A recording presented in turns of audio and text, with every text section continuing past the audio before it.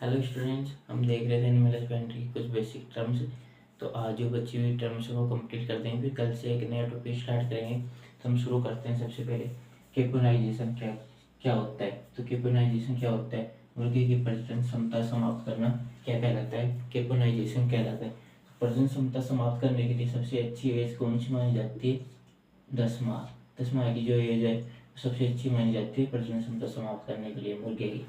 इसके बाद में इसका मुख्य उद्देश्य क्या है कि प्रजनन क्षमता समाप्त करने का मुख्य उद्देश्य क्या है? उसका सबसे मुख्य उद्देश्य यह है मांस प्राप्ति के लिए।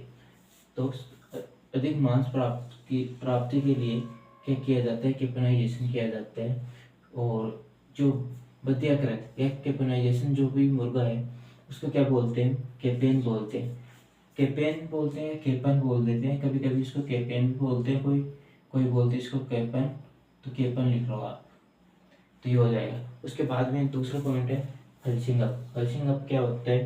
प्रजनन से पूर्व पशु को दिया जाने वाला राशन। क्या अपन पशु को प्रजनन करवाते हैं उससे पहले जो हम अतिरिक्त राशन देते हैं, भाई उसकी सेहत अच्छी रहे, अच्छी ग्रोथ करे, वो उसके लिए जो हम अतिरिक्त राशन देते हैं उसको क्या बोलते हैं? हल्सिंग अप बोलते हैं। और ये कितने दिन पूर्व देते हैं? 3 से 4 सप्ताह पूर्व दिया जाता है। ये राशन कितने दिन पूर्व दिया जाता है बच्चों? 3 से 4 वीक पूर्व दिया जाता है। और उसके बाद में बॉयलर। बॉयलर क्या होता है? ये भी क्या किसके लिए करते हैं? मांस के लिए पाली जाने वाली मुर्गियाँ जो होती हैं वो क्या कहलाती हैं? बॉयलर कहलाती है।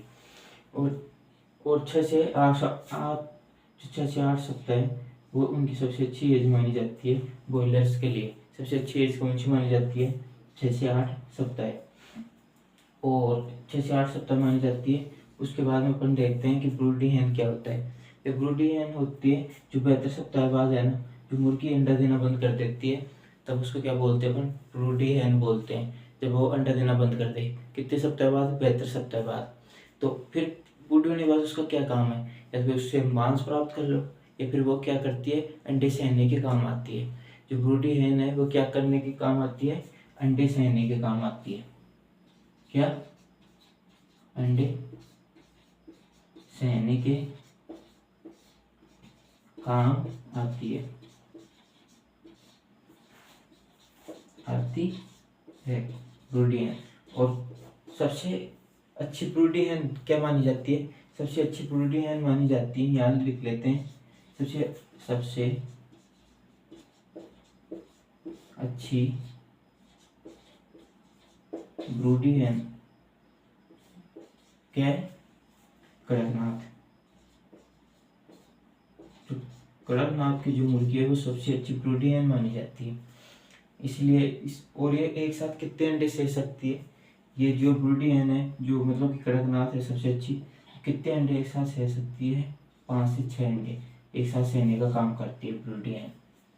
तो और इसके आगे जो नेक्स्ट पॉइंट है वो हम देखते हैं। कुछ पॉइंट 4-5 पॉइंट और बचे हैं, वो क्लियर कर लेते हैं, फिर कल से नया टॉपिक स्टार्ट करेंगे कि ग्रोवर मैनेजमेंट क्या होता है। नेक्स्ट पॉइंट क्या है कि ग्रोवर मैनेजमेंट क्या होता है। तो ग्रोवर मैनेजमेंट के अंदर क्या होता है कि जो चूजों को 8 सप्ताह से 20 सप्ताह तक लालन पोषण करना क्या कहलाता है? ग्रोवर मैनेजमेंट कहलाता है। मतलब कि 20 सप्ताह का मतलब कि जब मुर्गी अंडे देना प्रारंभ करती है वहाँ तक उसका लालन पोषण करना कितने सप्ताह से? 8 सप्ताह। मतलब कि लगभग जब 2 माह का बच्चा हो जाए, चूजा हो जाए, तब से उसका लालन पोषण करते हैं अंडे देने तक मुर्गी का। तो वो क्या कहलाता है? ग्रोवर मैनेजमेंट कहलाता है। अब टीजर बुल क्या होता है? क्या दूसरा पॉइंट क्या है कि टीजर बुल। टीजर बुल क्या होता है? ये नस बंधीकृत नर पशु क्या कहलाता है? टीजर बुल कहलाता है। इसके अंदर क्या करते हैं? जो शुक्रवाहिनी नलिका है ना उसको क्या कर देते हैं? कट कर देते हैं। शुक्रवाहिनी नलिका को कट कर देते हैं। इससे होता क्या है कि वो क्या है, ये इसका उपयोग किसमें करते हैं? मध्यकाल का पता लगाने के लिए। मतलब कि वो पशु को गर्भित नहीं कर सकता, उसके अंदर हार्मोन तो है, सब चीज हो रही है, शुक्राणु भी बन रहे हैं, टेस्टोस्टेरोन भी बन रहा है, सब कुछ हो रहा है, पर वो मादा को क्या नहीं कर सकता? गर्भित नहीं कर सकता। और ये बस ओनली किसके काम में लेते हैं? मध्यकाल का पता लगाने के लिए कि जो भी अपनी गाय भैंस है वो हीट में है या नहीं है, वो ताव में है या नहीं, तो उसका पता लगाने के लिए किस कौन से गुल का यूज किया करते हैं, टीजर गुल का उपयोग किया जाता है। उसके बाद में आता है गुल्लक। गुल्लक क्या होता है, बद्याकृत नर पशु। इसके अंदर क्या करते हैं कि वर्ण कोष है, जो नर पशु है उसका जो वर्ण कोष है उसको ही समाप्त कर देते हैं, जिससे क्या है कि शुक्राणु भी नहीं बनते, टेस्टोस्टेरोन भी नहीं बनता। तो इसलिए वो क्या है कि ना तो वो मंदकाल का पता लगा सकता, ना और कुछ कर सकता, उसके लैंगिक गुण ही समाप्त कर देते हैं। उसको क्या बोलते हैं, गुल्लक बोलते हैं। तो इन दोनों में जो अंतर है, इसमें क्या होगा, नसबंदीकृत होगा, टीजर गुल में तो नसबंदीकृत रहेगा, उसके वर्ण कोष को समाप्त नहीं करेंगे, बस नसबंदी कर देंगे उसकी।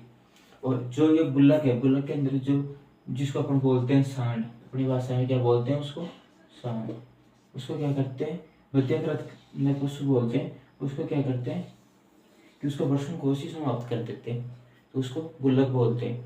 तो ये जो भी बेसिक थे वो आज कंप्लीट हो चुके हैं।